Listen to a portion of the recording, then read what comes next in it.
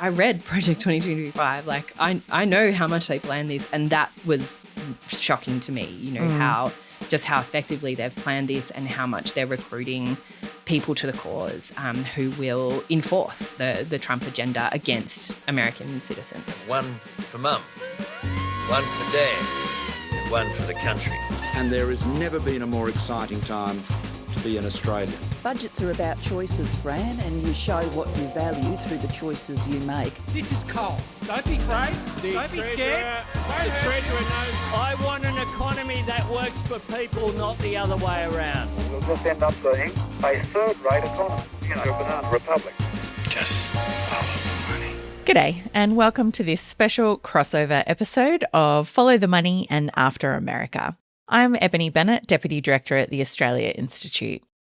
It was billed by some as the biggest diplomatic test of Anthony Albanese's prime ministership, but in the end, Albo's meeting with President Donald Trump went off really without a hitch, more or less. It's great to have the Prime Minister of Australia. Fantastic place. We are great friends and we're great allies. We are discussing critical minerals and rare earths. We have stood side by side for freedom and democracy. Did an ambassador say something bad about it? Don't tell me. I don't. Where is he? Is he still working for you? Yeah. I don't like you either. I don't, and I probably never will. By Trump's standards, it was actually pretty dull. Making things that sedate is actually a diplomatic success for the Prime Minister and his team, because we've all seen just how quickly meetings in the court of Trump can turn sour. There was talk of a critical minerals deal worth billions of dollars and even an assurance that the United States would deliver all those AUKUS submarines. Can you guarantee Australia will get the boats? Oh, it's getting. Oh, no, they're getting it. But beyond the pageantry of the White House diplomacy, was there anything of real substance to come from that meeting? Joining me today to talk about the Trump-Albanese meeting, AUKUS, as well as the future of the United States-Australia relationship, is Australia Institute Director of International and Security Affairs, Dr. Emma Shortis. G'day, Emma. Hey, Eb. Thanks for having me. Absolute pleasure. As always, there's a never-ending amount of news out of the Trump White House, but this was a pretty big meeting for Anthony Albanese, a long time in the works. It's been hailed as a success. Was it really? I think if we measure it by the standards of diplomacy, which are pretty narrow generally, then it was a success. I think, Eb, you kind of outlined it in your introduction. There was so much at stake going into this meeting. Meetings with Trump can go so incredibly badly. They can be volatile and unpredictable. They can be humiliating. And none of that really happened. And that's hard to do. We know that's really hard to do. So I think credit where credit is due. The Prime Minister handled it really well. And I think he especially handled that, what's being described as that awkward cringe moment with Kevin Rudd very well. That could have gone off the rails really quickly, and he made sure it didn't, I think. So yeah, I think full credit to them in that sense. But I also would say that that's a fairly narrow way of measuring success. We kind of tend to measure success in Australian diplomacy as something going very smoothly and nothing really changing. And that's what happened. I would argue that, maybe the Prime Minister shouldn't even have really been meeting with this president, or maybe should have been standing up more for Australian values and the principles of international law. But that wasn't ever really on the table with this meeting. The pressure was all around making sure it went smoothly, getting a guarantee around AUKUS, and the Prime Minister, he did that. I mean, as you say, that's a pretty low bar, really. Were there any real improvements made to the AUKUS deal, or are we just kind of supposed to take Trump's word for the fact that these submarines will be delivered? This is the wild thing, Eb. We are apparently just taking Trump's word for it. All of the media coverage has said when, Trump was asked about the AUKUS deal, and he dismissed the hedging that was being done by the Secretary of the Navy and said, oh, no, don't worry, they're getting them. What we're really trying to do is take the original AUKUS framework and improve it for all three parties and make it better and clarify some of the ambiguity that was in the prior agreements. What are the ambiguities? Well, firstly, I think President Trump answered that question emphatically. We are working very closely with the United States in respect of AUKUS. AUKUS is underpinned by a very clear trilateral treaty between Australia, the United States and the United Kingdom. And so it's very clear what we're doing and the process. And we're supposed to just believe that. Like, it's wild to me that so much media coverage treats Trump with so much credulity. Almost all of the Australian media coverage has said Trump, quote unquote, confirms AUKUS deal. Like that really means anything, like we can rely on the word of this Prime Minister, or like the fundamentals of the deal, which are pretty shaky, haven't changed. It doesn't matter what Trump promises, the fact that the US shipbuilding industry can't meet its own requirements hasn't changed. Trump can't magic that away. But again, to go back to our earlier conversation, success is measured just by Trump saying that we will get the submarines. But there's no actual substantive change out of this meeting. In fact, today, at the time of recording, the Prime Minister and the Defence Minister, Richard Marles, have kind of hinted quietly that there might be a few changes still to come from the Trump administration, from that Pentagon review that still hasn't been released. So it's still very much on shaky ground. Yeah, obviously this has now got Trump's seal of approval, which was in doubt for a minute. Trump obviously notorious for being both predictable and reliable. So as you kind of mentioned, the fundamentals of this deal hasn't changed. There's nothing to materially alter the US's ability to deliver on its shipbuilding commitments. There's nothing that's altered a lot of expert concerns around whether or not these are the kinds of submarines that really serve Australia's national interest. All the fundamentals are still there and really haven't changed at all. So in a way, nothing really to report on the AUKUS end of things. Situation normal. But the other big talking point, I guess, to come out of this meeting was a rare earths and critical minerals agreement. What do we know about the substance of that arrangement?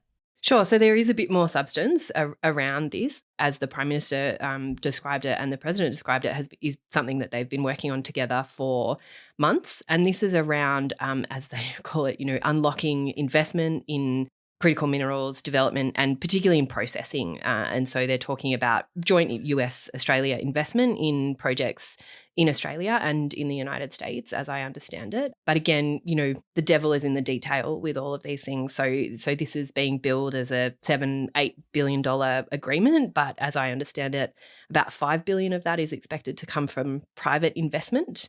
So this is all kind of future money, shall we say, and it relies on private investors who, of course, want a return and want stability, and that's been one of the roadblocks to critical minerals development in Australia as well. But certainly, again, diplomatically, this is widely being hailed as a success for the Australian government. It's being hailed as confirmation that the United States still cares about us and still needs us, and is certainly being framed in that, usual great power competition way around, Australia and the United States needing access to critical minerals and needing to make sure that China in particular doesn't have a monopoly on supply of these rare earths. So, that's very much playing into the hands of, I think, what we might describe as China hawks in the US administration, and aligning Australia much more closely, if that's even possible, aligning Australia much more closely with the United States. The other moment that the media, I think, has been a bit obsessed with is the slightly awkward moment that you referenced earlier between Kevin Rudd, the ambassador, and Trump. I believe it was a Sky journalist that brought to the president's attention some of those disparaging comments that Rudd had made prior to the election. What did you make of that exchange? It was embarrassing and cringeworthy, wasn't it, Eb? And it's not at all surprising that the Australian media is obsessed with it. They've long been obsessed with Kevin Rudd for, somewhat understandable reasons.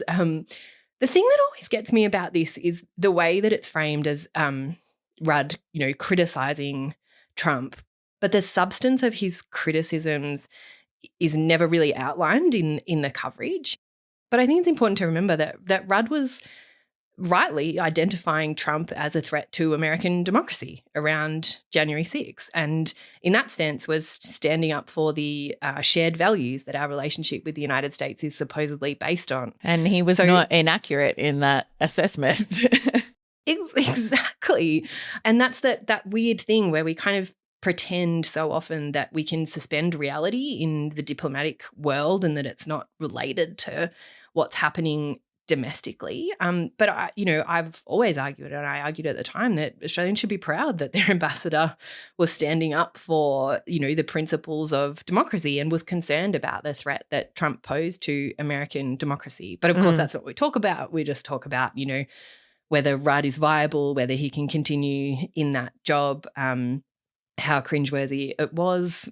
It's pretty embarrassing. I don't believe he should stay in that role. And to see the Prime Minister actually laughing at his own ambassador in the room, I think it's untenable. Susan Lee, the opposition leader, was calling for him to resign as ambassador or for him to be sacked, I think. But in the end, none of that proved. I mean, we've just talked about what a diplomatic success the meeting was. It certainly hasn't proved any impediment to securing this meeting or securing what the government clearly seems to think is a fantastic outcome.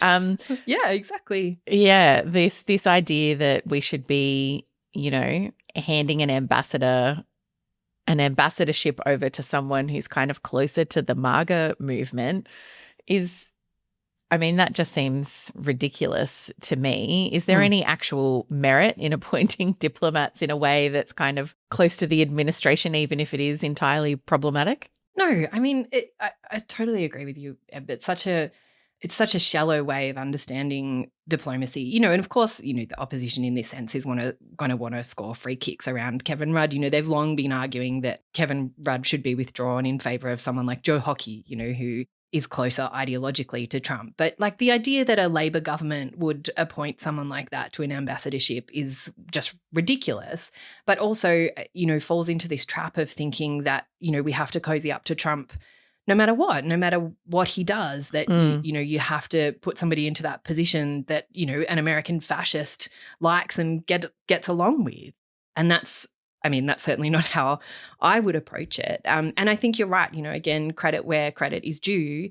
It appears that Rudd has, done his job and done it very effectively in making sure that this meeting went smoothly, in doing the work around this critical minerals deal, in doing the work around getting this, confirmation, as it's being described, around AUKUS. He's doing the job that the government wants him to do. And if that's how we measure success, then I think he's been very successful. Again, I think that's very narrow, and I would be encouraging the ambassador to keep standing up for democracy and the rule of law. But that's not how we approach it at the moment. And if we measure things by the parameters that we're given, I think Rudd's doing a good job. So something that didn't come up in the meeting was the genocide in Gaza and the so-called Trump peace plan. Before we kind of come back to domestic politics for either the United States or Australia, what is the latest with the so-called ceasefire? What's been happening after Trump secured this so-called peace plan? So I think, what we've seen here is not a dissimilar pattern to what we're seeing with the way that Trump's so-called confirmation of AUKUS is being framed, that Trump will make this big announcement about something that he's done. He'll make some proclamation like the war is over or there is a ceasefire, and it's largely believed and regurgitated by a lot of the media coverage around the deal. So, there's this media framing of Trump announcing a ceasefire, and how did he do it? That ceasefire was always shaky because Trump is not interested in building lasting and genuine peace in the region. He's interested in winning the Nobel Peace Prize. And so he negotiated a ceasefire with Israeli PM Benjamin Netanyahu, didn't include any Palestinians, any of the neighbouring Arab nations who need to be included in a lasting, genuine peace-building process. And so it was always, that's a long way of saying that the ceasefire agreement was always shaky for that reason. And as the media would describe it, that ceasefire was tested very quickly when there were, what are described as tensions over the return of the bodies of hostages. The Israeli government accused Hamas of delaying that, and Hamas responded that, actually retrieving bodies out of the rubble of Gaza is an incredibly difficult task. And so as part of that, the Israeli government has then suspended aid temporarily. That apparently the flow of aid has reopened into Gaza, but there have been airstrikes since. 26 people were killed in Gaza as a result of airstrikes in just the last couple of days. So the ceasefire remains, I think, quite shaky, and it is also becoming apparent that in the 20-point plan that Trump and Netanyahu came up with, what is described as phase 2, which is, the part after the ceasefire, it turns out there's not a lot of detail in that, and all of that process is still being worked out. So it's not clear, for example, who is even going to contribute to what they've called the International Stabilization Force that's supposed to act as really a peacekeeping force, I think, in the Gaza Strip in particular. Even that hadn't been worked out. They hadn't talked to anybody about what that might look like or who might contribute or what they might contribute. So Trump has sent in his envoy, Steve Witkoff, and his son-in-law, Jared Kushner, to start working out the details. And, the choice of those two people kind of tells you all you need to know about the approach. Yeah, that's not exactly inspiring choices there. I want to come back to, I guess, domestic politics for both the United States and Australia. The Prime Minister has talked about the relationship as being between two countries that have really stood side by side for freedom and democracy. But I don't actually see a lot of evidence of democracy in the United States at the moment. The news out of there is just consistently more horrendous every day. And even though we kind of knew it was all coming down the pipeline, it's still nevertheless kind of deeply shocking, I think, to see the way in which and how fast the Trump administration has been able to dismantle US democracy. Just how dire are things at the moment? They're pretty dire. And it is, you're right, it's shocking even, when I think you can see with relatively clear eyes what is happening. And it is so striking how much of Australian foreign policy is driven by habit. To hear the Prime Minister say that about, standing side by side for freedom and democracy in the White House when President Trump is literally, like, on the same day having part of the East Wing of the White House demolished so that he can build his $200 million ballroom. Privately funded. Yeah, privately funded ballroom, exactly. And he's demolishing the People's House that doesn't belong to him. He's supposed to leave it in a couple of years, and yet he is building his own ballroom with private funds, some of his money, which kind of tells you that he's perhaps not intending on leaving, right? And he's been signalling this much quite recently with more talk of 2028. Steve Bannon, that architect of Make America Great Again and the Trump movement, has been doing the rounds of right-wing media talking about the many options for having Trump on the ballot in 2028, even though, of course, that is unconstitutional. And alongside this, the Supreme Court is effectively poised to gut the Voting Rights Act. That will happen probably fairly soon. And you have a president who over the weekend during the No Kings protest was tweeting, he posted this AI video of himself wearing a crown, flying a fighter jet, literally dumping, shit. Yeah. Yes. Thank you. Literally dumping shit on protesters, on AI versions of American citizens. It is absolutely wild and grim. And again, to juxtapose that against this kind of weird suspension of reality happening in the White House with the Australian Prime Minister is deeply shocking, I think. It's the enemy from within, all the scum that we have to deal with that hate our country. That's a bigger enemy than China and Russia. We will prevail over the forces of wickedness and evil. They cannot imagine what they have awakened. They cannot conceive of the army that they have arisen in all of us. We will root out the communists, Marxists, fascists, and the radical left thugs that live like vermin within the confines of our country. The Democrat Party's main constituency are made up of Hamas terrorists, illegal aliens, and violent criminals.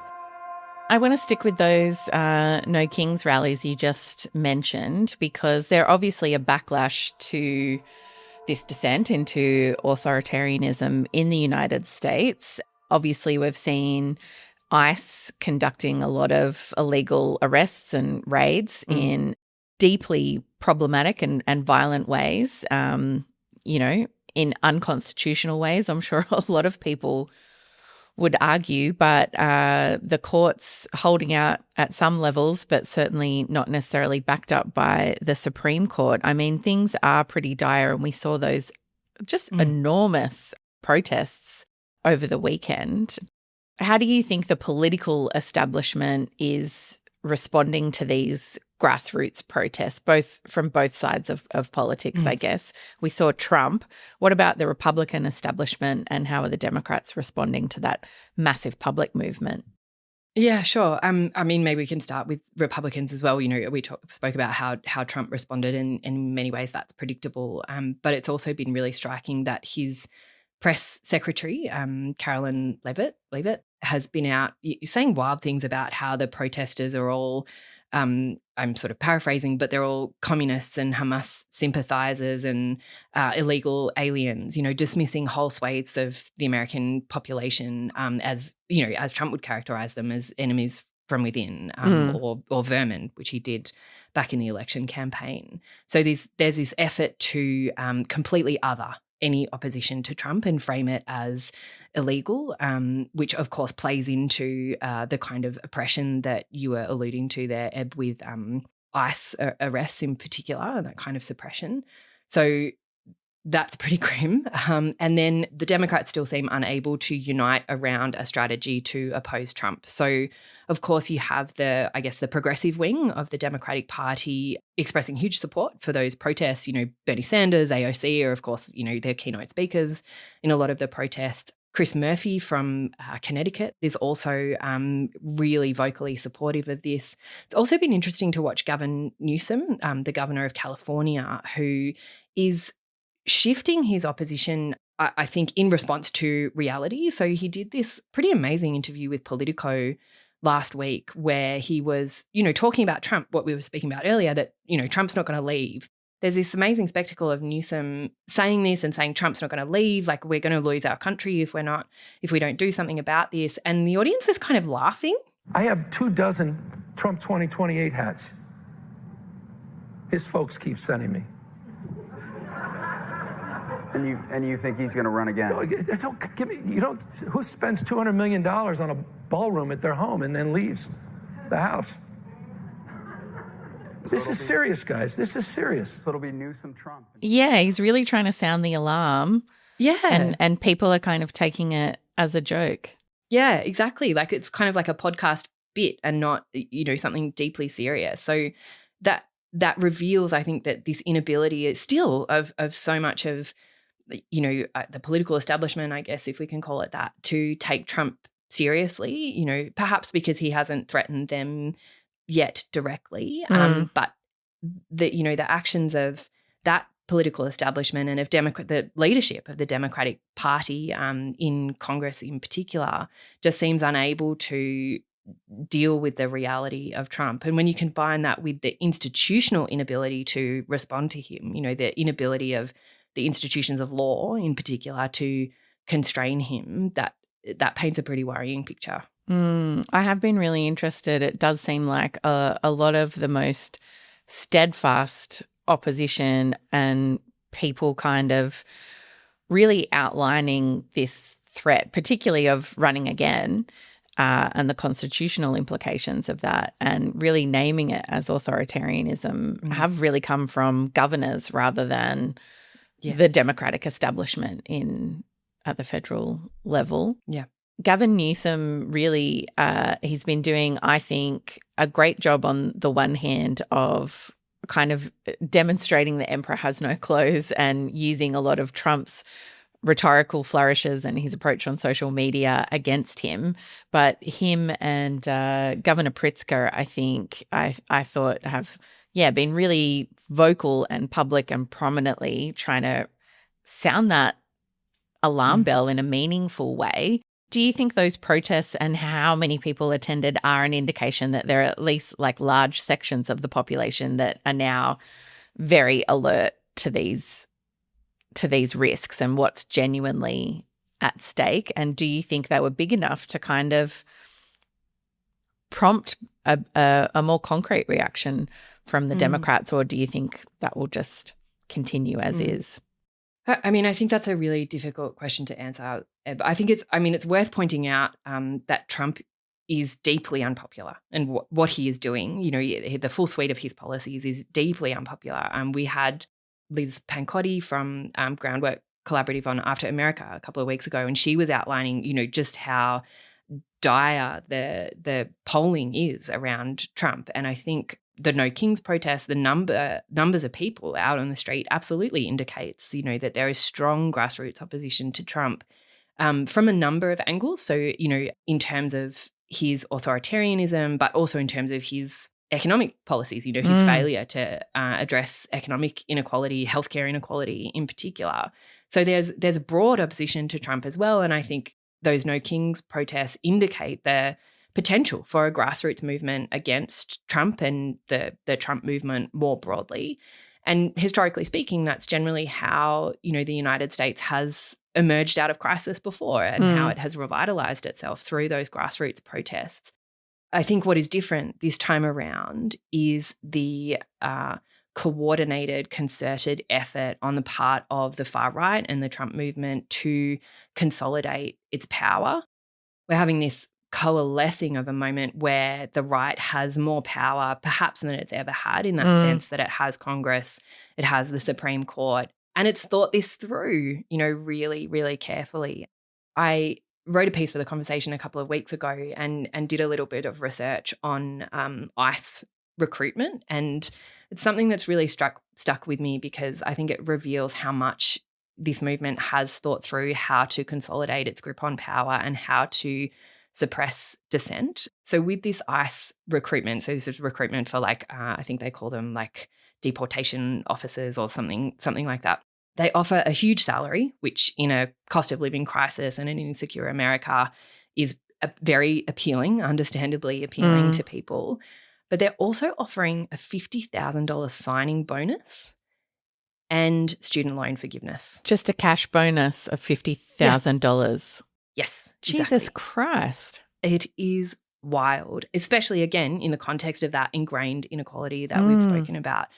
And so this recruitment is happening for a certain kind of person. The recruitment drive is framed as literal blood and soil nationalism around protecting the homeland. So it's recruiting a particular kind of person and is going to hold on to them through those incentives, while it is simultaneously purging the United States military of effectively anybody who's not a white man. Yep. And telling all those people at the same time, as Trump said, you can do whatever the hell you want. Yep. Right? So these are the enemy within. Yeah, I'm sorry this is so grim, but, even as someone who's, I read Project 2225, I know how much they planned this, and that was shocking to me, how effectively they've planned this and how much they're recruiting people to the cause who will enforce the Trump agenda against American citizens. I guess the news of that $50,000 signing bonus, which that I hadn't clocked that's absolutely enormous. And it also makes me think of, the US government, am I wrong? Is it still in shutdown? Yep, it is. It's amazing that, I forgot this until this morning. It's still in shutdown. It is, if not the longest, it'd be close to the longest shutdown in recent history, at least. So things are grinding to a halt. Again, we had Liz Pancotti on After America a couple of weeks ago, and, she was describing all of these programs that are designed to help vulnerable people, vulnerable parents who need baby formula, for example. Those programs have all lost their funding. airports are having trouble finding staff because airport security officers aren't being paid.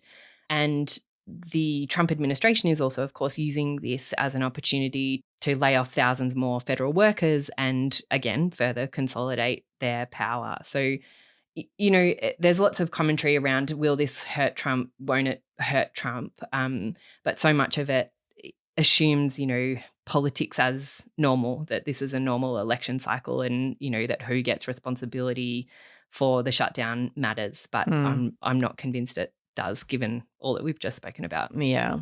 So all of that is, as you rightly said, extremely grim. How can the Australian government respond, or how does it need to respond, or how might we expect them to respond when it's so clear that our two democracies are on different paths now? Yeah. Maybe if I start with the last bit first, to how do we expect them to respond? I mean, I expect them to keep responding the way that they have, you know, to go to the White House and have those meetings and seem to act like, you know, it's business as usual. You know, you're dealing with a volatile president, of course, but that, you know, you can still say we are two countries who've stood side by side for freedom and democracy.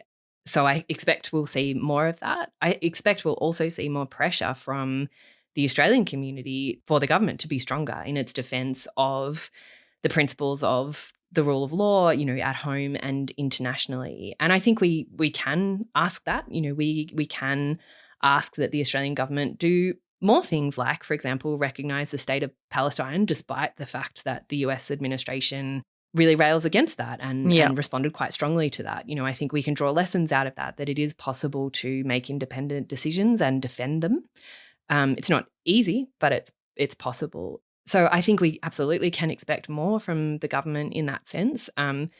We can demand more transparency around what the government is doing, particularly around consolidating the AUKUS submarine deal with the United States, where, you know, we still have a Prime Minister dismissing questions from the press pack about details, you know, saying we don't announce those things here. I think we can demand more transparency. I think we can demand, as we have been, a parliamentary inquiry into the AUKUS submarine deal. And we can demand that Australia does stand up for Australian values as the government defines them, you know, as freedom and democracy and the rule of law. And again, I think, you know, pressure will continue to build from the Australian community around that. Poll after poll indicates that Australians are really deeply concerned about Donald Trump and what he is doing in the United States. So it is possible, I think, to stand up to Trump in a considered and principled way that doesn't fall into the trap of, you know, seeing diplomacy as not achieving much at all, but maintaining the status quo. Well, it's been, if not a pleasure, talking about all these grim things. It's always at least a delight to talk to you, Emma. You too, Eb. Thank you. Thanks for helping us stay on top of the bin fire that is the United States at the moment. Thanks so much for joining us. If you want to see more scrutiny of AUKUS, you can sign the Australia Institute's petition calling on the Australian government to establish a parliamentary inquiry into AUKUS. You can find that at australiainstitute.org.au.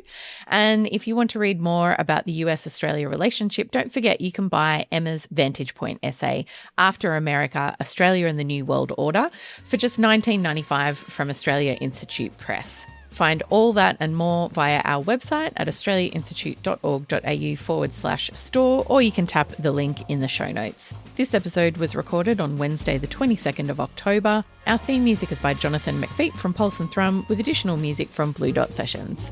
I'm your host, Ebony Bennett. Thanks for listening.